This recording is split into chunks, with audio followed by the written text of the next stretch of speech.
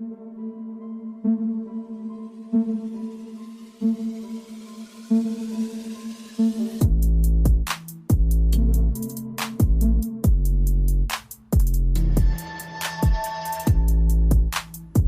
up, everyone?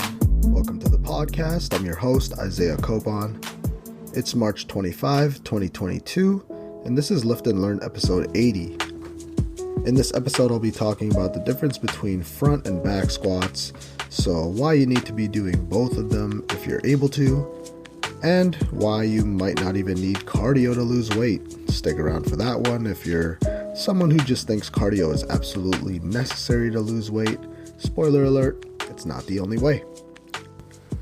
Before that though, I'll talk a bit about what I've been up to lately, and that might include fitness related topics, and it might not. If you want to follow me, your host, on Instagram, it's isaiah.copon, and you can also check out my website, isaiahcopon.com. The podcast is on Instagram at Lift and Learn Podcast, on Twitter at Lift and Learn Pod, and also on Facebook. You can just search Lift and Learn Podcast. With that being said, let's get into it. Damn, I can't believe it's actually been 80 episodes already. That's pretty cool. Thank you to all of you for supporting me and listening week after week. And I appreciate the DMs that I've been getting when some of you guys have been telling me how the podcast has helped you. And people are telling me that they've recently got into fitness, so I'm answering back, trying to help them however I can with their training or approaches to certain aspects. I love what I do. I'm always looking to help. And yeah, I pretty much don't need to mention anymore that I've been reading because I find at least 10 to 15 minutes to read every day, but usually I spend about an hour per day reading on most days. I think it's been great in order to gain more knowledge and gain insights and views from other people's point of view. Sometimes that opens your own eyes up to see things in a different way. So I've been reading a book about Mike Mentzer. He didn't write this one. This was released after he passed away. It's called The Wisdom of Mike Mentzer. Earlier this week, I just got through a part where he was talking about his training. And if you don't know Mike, he was pretty hardcore with his training. He was a bodybuilder in the 70s, I believe. One of the craziest physiques of all time. Anyways, he was talking about his training. He used to do all sorts of splits, but towards the end of his career, he was just trying to find the best way to improve his physique. Because he's done all the different training styles before, from 5 sets to 20 sets per body part per workout. He's basically done it all, and he was someone who was all about intensity. So he actually at one point was talking about how he would do 1 set per body part, 1 maximal effort. Just 1 set for each body part, absolutely just destroy it however possible, and then he would actually rest for 4 days or something before he hits it again. And reading this, I thought this was really interesting, especially because he started to train Dorian Yates with this 1 set per body part, and he went on to win Mr. Olympia. And Yates himself even credits some of that success to this new training style that Mentzer taught him. This 1 set, hardcore intense training sessions, Dorian Yates basically ushered in this new era of, or in the Olympia where dudes have just gone super huge, you know, the mass monsters that we have today. He pretty much started it all. So for someone like him, it seems like that training definitely worked. Now, this is kind of the opposite of what I've been saying and what the science has shown, where I talk a lot about how 8 to 20 or 25 sets at the high end should do the trick. That seems to be the sweet spot if we're talking about hypertrophy or actually growing the muscles. Well, how did this work then? I mean, I don't know exactly, but I can theorize a little bit. So this 1 set training, Mike said that these workouts were only 15 minutes too, which was another amazing part about all of this. So this 1 set that he's talking about in this book, I would never suggest any of my clients to do. But Mentzer would he would be doing a lot in just this 1 set. So we're talking a superset, and sometimes that superset would even have some kind of super slow but heavy negative sets also. Maybe toss in a drop set too every now and then. So the training he was talking about may have just been 1 set, but it's a long and grueling set. So for most people, they're probably not going to be able to train that way because this is training to failure and beyond, which is, I mean, that's not necessary for 99% of people. Again, not viable for most people because that's way too much work and effort for the average lifter in the gym. Even for me, that would be stupid. Doing something like this, especially if you're new to exercising, could be doing too much. You could be in overtraining territory pretty quickly, and the risk of injury is definitely going to be increased if you don't know what you're doing. But I experimented with it a little bit this week, which I'll talk about in a second. So another reason why this training worked for these bodybuilders is because you also have to think about the gear or the drugs they were on to recover from something like this, and to even endure something like this and to grow their muscles at a faster rate than the average person. Also, their nutrition was likely super on point since they basically were at the top of the bodybuilding world in terms of mass and flow and aesthetics. I've said it before, don't compare yourself to these guys. We don't have the same genetics or the same drugs in us, okay? I think, though, there are some wise stuff in this book besides this one-set training. He makes a really good point when he says that intensity is very important when it comes to growing your muscles and pushing past your limits. When you're new, intensity shouldn't be a major focus of your training since you might not have the muscular adaptation to deal with the stressors from working out so hard. But if you have a few years of experience, that's when intensity becomes important to get past any hurdles if you need to. So getting back to what I did this week after reading about this one-set training. When I was reading this, I was actually pretty intrigued, so I tried it out a little bit this week, and I feel like as long as you can implement it smartly into your routine, this could be something I do a bit going forward, although not as hardcore as they were doing it, so no drop sets or heavy negatives. But I did do some exercises this week, and yeah, I just did some exercises this week where I was only doing one set. I used it more of a time saver and just to toss in some extra volume this week. So when I had my upper body day, usually I'll just do something like 3 sets for a compound movement for the chest. So barbell bench press and 3 sets for a compound movement for back. So maybe a barbell row or something like that. And then I'll move on to doing shoulders and arms. So what I did this week is I did 3 sets for my chest, pretty high intensity, normal stuff. But I did a set in between my chest and back exercises. I actually did 1 set of, dumbbell pullovers. And I did that to failure. It might not seem like much, but that's an exercise that I actually kind of enjoy doing. I'm not sure if the actual exercise works or not for me, since I haven't programmed it consistently into my routines. But I do get a pretty decent back or a lat pump, probably from the stretching part of the movement, and I think it'll help me also with my shoulder mobility over the head and behind my body. So if I didn't do that 1 set of pullovers, I would have skipped it entirely. So I don't know, I think it's better than nothing, because adding just 1 set of this exercise into my routine isn't going to push me into overtraining territory. But since I am doing 1 set, I do try to push the intensity there a bit. I tried to get to failure with that exercise, but staying safe is always first and foremost. Even when I did legs, also, I had a workout where I started with deadlifts. Usually from there, I just go into other accessory work like leg extensions or leg press or Romanian deadlifts. But after my deadlifts, I did a set, again, 1 set to failure on the squats with 2 plates. Again, intensity there was pretty high. I needed at least 2 minutes before I moved on to my next exercise. So adding that in there, I think that benefits the leg routine because squats aren't originally in the routine, because I think doing 3 sets of deadlifts and then doing 3 sets of squats after that in the same day, for me, that's going to be difficult. So I did 3 sets of deadlifts and just 1 set to failure on squats. Again, I get an extra set of leg volume in there. I challenge myself a bit. Plus, I get to practice squatting more too, so that can only be beneficial.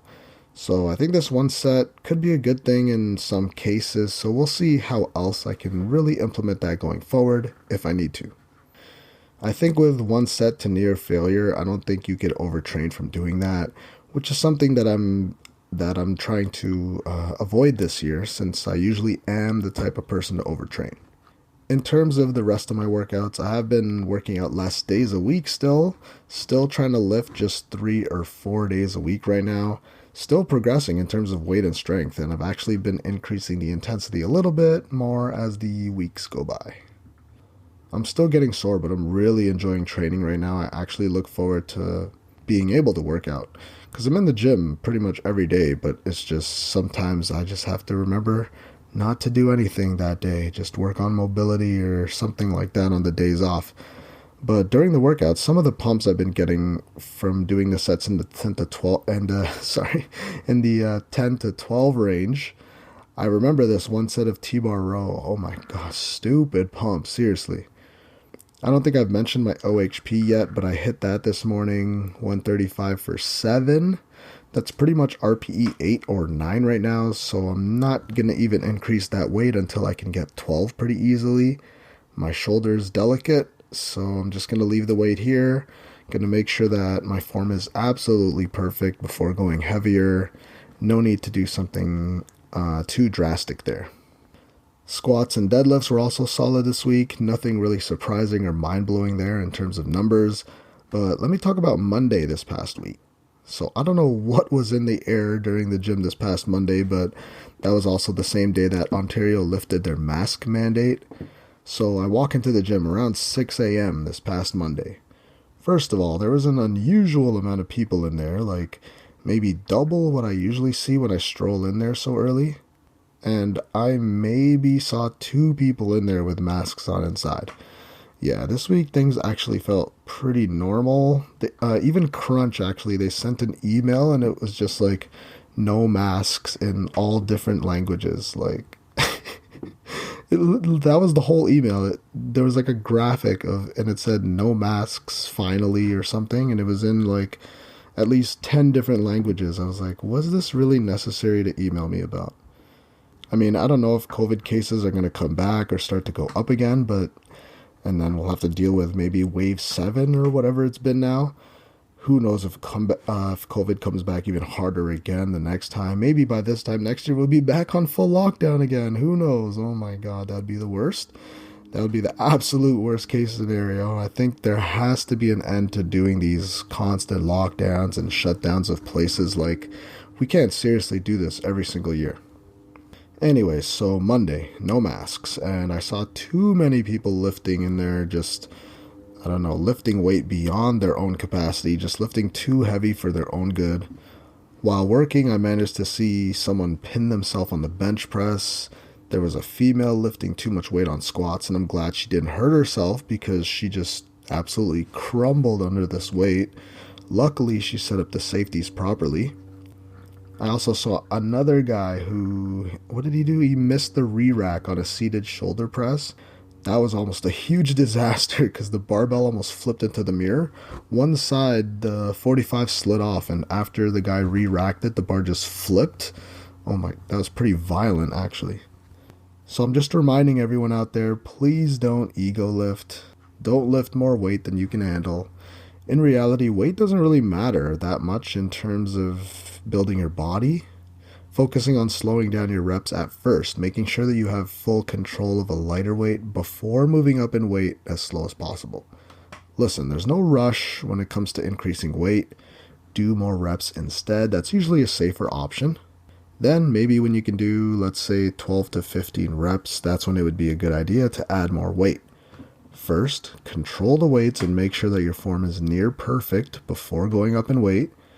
People are just so focused on lifting more weight all the time, and I do understand that strength is a good indicator that you're building muscle, but also eventually you're not going to get stronger every week because you're probably not going to improve your squat or your bench by 200 pounds in a year.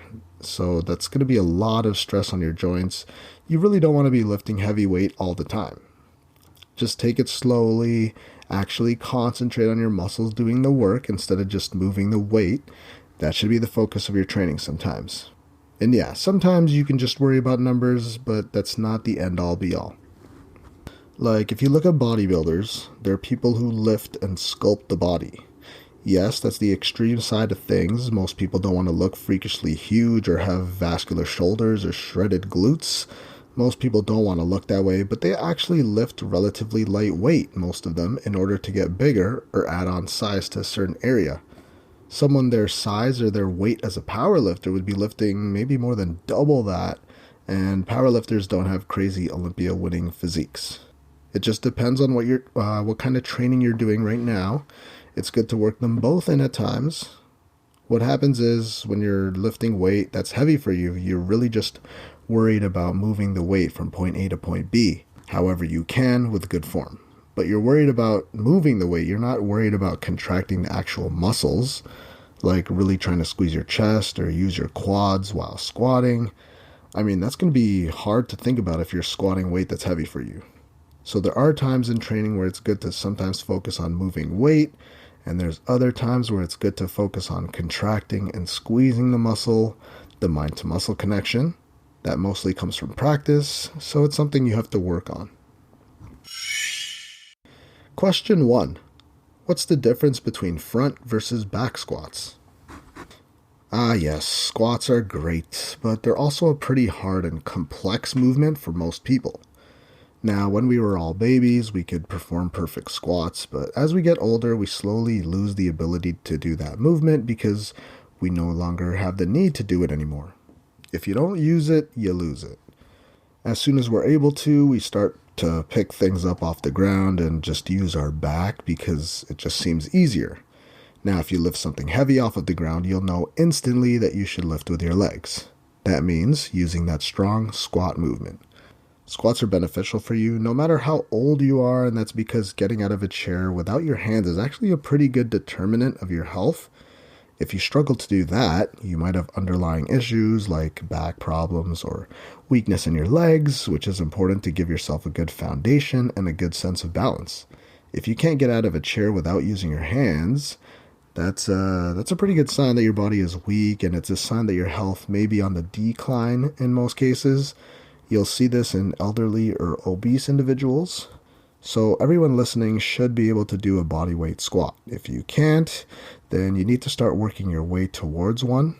It's a movement in some variation is used every day. Playing with kids, tying your shoes. You need to be able to extend powerfully when you're in a bent knee position. Even something like a squat assists you when it comes to getting up off of the floor after a fall, which becomes more serious as you age. In terms of bodybuilding or building and sculpting your body, a squat is a great movement when it comes to overall lower body development. I'm talking quads, hamstrings, glutes, that's the butt. Can you get big calves from it? For most people, not unless you're doing them directly.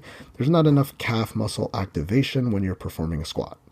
Regardless, a squat really does work the whole body though. The core is involved. You have to keep your shoulders engaged and locked in if we're talking about a barbell back squat. It's a really simple movement, but it is complex and is actually pretty hard to do as you get older, like I said earlier, because we just don't do enough squats these days. The closest thing we get to is plopping on a chair or on the toilet. Since we forget how to do them, you should work on that before trying to do loaded, whether that be with a barbell or a dumbbell or a kettlebell. Practice and master the body weight squat first before anything. That's the most important step in all of this. I'm going to be talking about some of the differences between barbell loaded squats. So although bodyweight squats are great, and other variations like jump squats and goblet squats are as well, you should be able to master a bodyweight squat before you start doing some of these movements. That means you should be able to get to 90 degrees or lower. Record yourself and find out. Don't just say you're going all the way down or below parallel just by way of feel. Document your journey and get better. The more info you have written down somewhere, the more you can reflect back and change and be better for the future. You don't want to be someone wasting your time in the gym. Not necessarily wasting, but just not using your workout time to maximize the amount of benefits and gains that you can get. So the difference between squat variations, I'm just going to go over just two common ways people squat. That's the back squat, which can be done in a high bar and a low bar position, and then there's a front squat. So we'll start off with the most common form, which is the high bar barbell back squat. And I'm pretty sure that's the common way people do squats in the gym. That's the one I see the most. It's a good movement for pretty much everyone. So in a high bar back squat, the bar is resting on your trapezius, which are your traps, just above your shoulders. At first, this may be uncomfortable for you. It may take a few sessions or a few weeks to find a comfortable spot high up on your back, right above your shoulders. But you can watch some YouTube videos on this one. There's a lot of good tutorials out there. It'll take you a while to get used to the feeling of having the bar there, and where you specifically need to put the bar to feel comfortable while doing the exercise. It's a learning process. When you do figure it out though, it'll just be second nature to you. For this one, I don't recommend using a barbell pad. The one you use for a hip thrust. Don't use the pad for the squat because it changes where the bar is on your back. It's a bit higher up and farther back for your shoulders and arms to go. This could put you out of position and you're not really going to have full control of the weight since you're not really feeling the weight. There's a bit of a disconnect there. This also affects the way your squat will look, your squat mechanics throughout the movement if you have a pad on the bar, so just don't bother with that. The high bar back squat is the standard, and it's a great one to build your core loading capabilities, and it'll build up your quads, your hamstrings to a certain extent, and your glutes as well. Now there's also a low bar back squat, and just like the name suggests, the bar is a little bit lower on your back. You might be able to lift more weight with this variation, but because the weight is lower on your back, your upper body will have to lean forward a bit more than a high bar back squat because you're going to need to stay balanced. There's a tiny bit of difference in the way these squats look. For this low bar position, there's a longer moment arm in your hip extensors. It really gets your hips engaged. This is because you have to keep yourself balanced by leaning forward more during the low bar back squat as opposed to the high bar. Since the bar should move along the midline of your foot throughout the movement, the high bar and low bar back squats will be a little bit different. Like I said, in the high bar, your upper body is more upright, and in the low bar, you're going to need to lean over more to keep that bar over top of the midline of your foot. High bar may be more viable for someone with back pain. I believe that's because you're more upright, so there's less stress on your spine. You don't need to bend as far, but see for yourself how it really feels. On the other side, you got low bar, which could be a little bit better if you have a knee problem. Again, you're going to have to see for yourself which variation of the squat works better for you. Some things first though. Okay, so between these three variations I'll talk about, squats can work different areas more than others just because of where the weight is loaded, which changes the angles and muscles being worked. Also, where your feet are on the floor can make a difference too. A sumo stance, which is where your feet are farther out than your hips, that's going to target more glutes for most people, and even squeezing your glutes could also help at the top of the movement, but that's not that big of a deal. So for the high bar, there's more even leg development because the bar is behind you, and if you're doing a front squat, there's more quad focus because of the bar and the load being in front of you. So the other variation is the front squat, and these are great to do if you're able to. The bar and the weight is in front of your body, right where your collarbone is. Since the weight is in the front, you'll notice that you actually have to be even more upright with this movement, because if you lean forward too much, then the bar is going to go forward, you'll lose your balance and most likely drop the weight. You also do need more wrist mobility and flexibility to get into this position, unless you do the cross arm variation, which is a bit more difficult because it requires more balance with the bar. Either way, the barbell actually rests pretty close to your collarbones. Personally, I can't do this. I was injured as a baby and my collarbone is super sensitive. Okay, so just in case you wanted to know. So like I said, this one will be hammering your quadriceps more. That's the leg muscles on the front of your body. And that's because the weight is in front of you, meaning you're going to have to stay more upright, and your quad is going to have to do a lot more of that knee extension work. So that's really just a quick summary of the two, but which is better? I believe they all have their value. If you can, you should work on doing all kinds of different squat variations. That'll make sure you're recruiting all the muscle fibers you can. You probably shouldn't do them all in one workout, but you can have your programming in a way where you're doing one movement for a block of your training, and then your next training block, you work on another variation. They should all find their way into your routine if you're capable of doing them all. Just remember though, before you add weight, to these lifts, or for any lifts for that matter, make sure that you're comfortable with the weight you're already using before going up in weight. There's a time and place for each one. You'll gain benefits from ones you don't do because it'll get you moving and stabilizing in a different way than you're used to. Question 2. Why you might not need cardio for weight loss.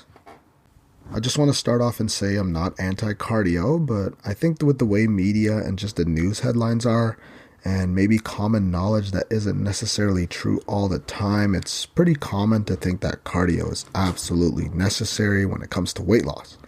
And don't worry, I believed it too, even after being a trainer for the first few years. Usually, even when people do want to kickstart weight loss and embark on that journey, you'll see people go straight to running outside or jogging on the treadmill for as long as they can go and until they're sweating and dripping everywhere. That lasts for a while until they get bored or they get injured. Well, they have a pretty good mindset. Moving more is going to help you burn calories, but if you've noticed, it's a lot easier these days to eat calories than to burn off or exercise off the calories. A Krispy Kreme donut is 200 calories.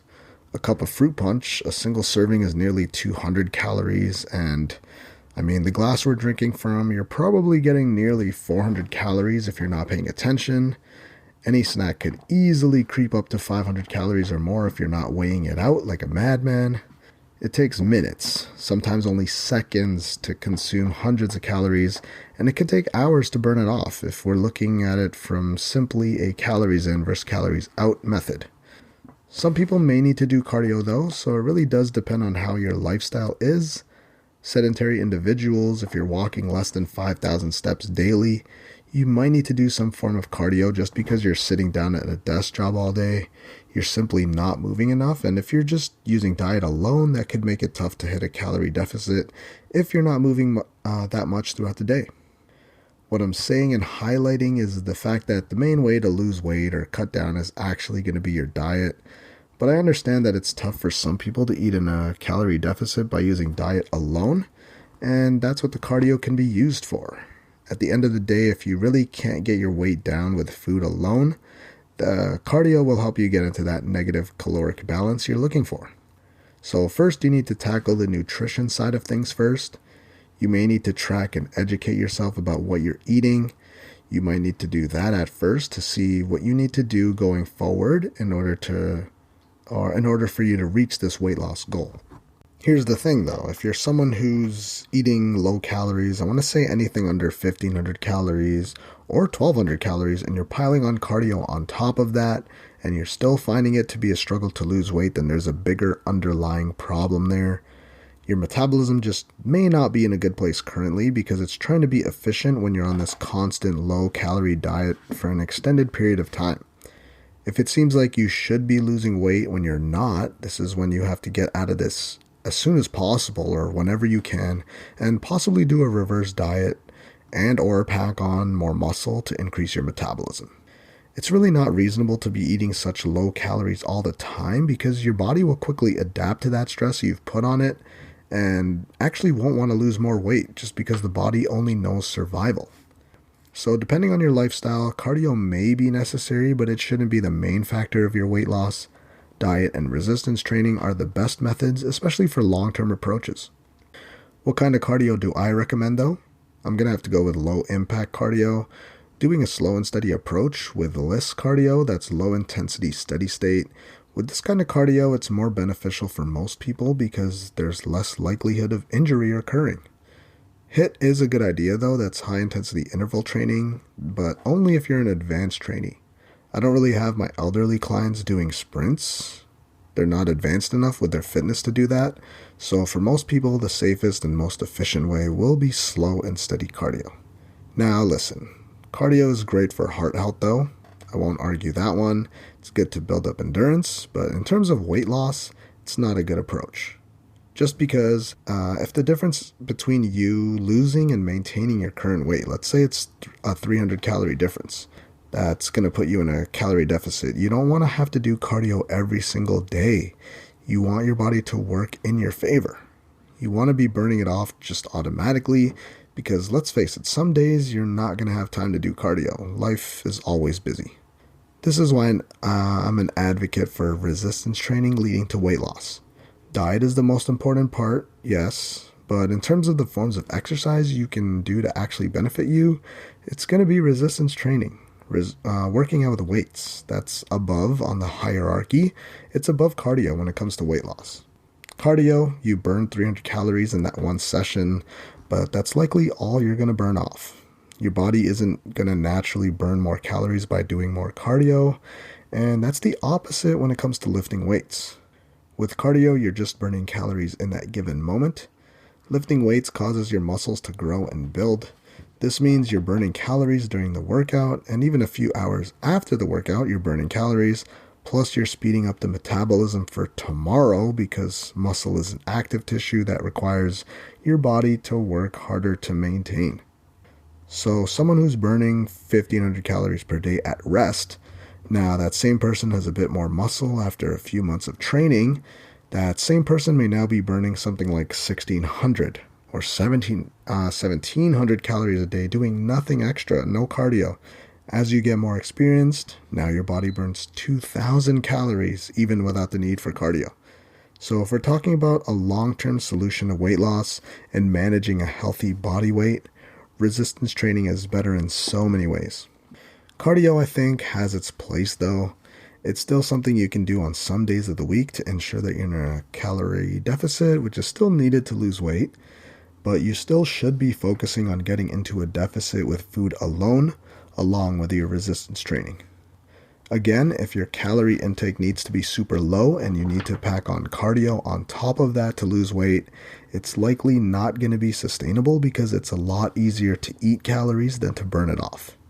You can't outtrain a bad diet, so fix that part first. And if your metabolism isn't running as well as it should be, then you need to take a step back from your constant goal of weight loss and approach this a bit differently now, since clearly it hasn't worked, even though you've tried it so many times. Remember that we don't have a weight loss problem. People know how to lose weight. It's keeping it off that's the hard part. Again, because the likely combination most people go into is eating super low calories along with doing too much cardio. Eventually, you're not going to be able to do those things every single day to maintain your ideal body weight. You don't want to be someone who does cardio every single day to maintain your physique or your ideal body. #bod goals. This is why I always talk about resistance training as being one of the biggest contributors to long-term success when it comes to losing weight forever. Cardio is only going to be good if you can really block off an hour or something every day or every other day, but what happens when you don't have time? You really want your body to do a lot of the calorie burning on its own. I already said earlier that it's easier to eat calories than to burn it off. This is why you want your metabolism to increase. Therefore, you're burning more calories throughout the day when you're working from home or something and you're on the computer for most of the day. For pretty much everyone, because of the way the world and society is now, with food being everywhere, a faster metabolism is going to be huge to long-term and sustainable weight loss, and cardio just won't get you there. So first, tackle your diet problems first, then make sure you're incorporating a good strength building and muscle building routine. Then if you find that you still need to do a bit of cardio, that's when it could be done. And that concludes episode 80 of the podcast. Thank you for listening. If you really enjoyed the episode or my podcast as a whole, then please leave a review and comment on iTunes or whatever your choice of podcast platform is. Also, if you haven't already, you should hit that subscribe button because I'll be releasing episodes every Friday. If you want to follow me, your host, I'm Isaiah.Copon on Instagram, and you can also check out my website, isaiahcopon.com. If you want to follow the podcast, you can check out @Lift and Learn Podcast on Instagram, and there's also a Facebook page if you just search Lift and Learn Podcast.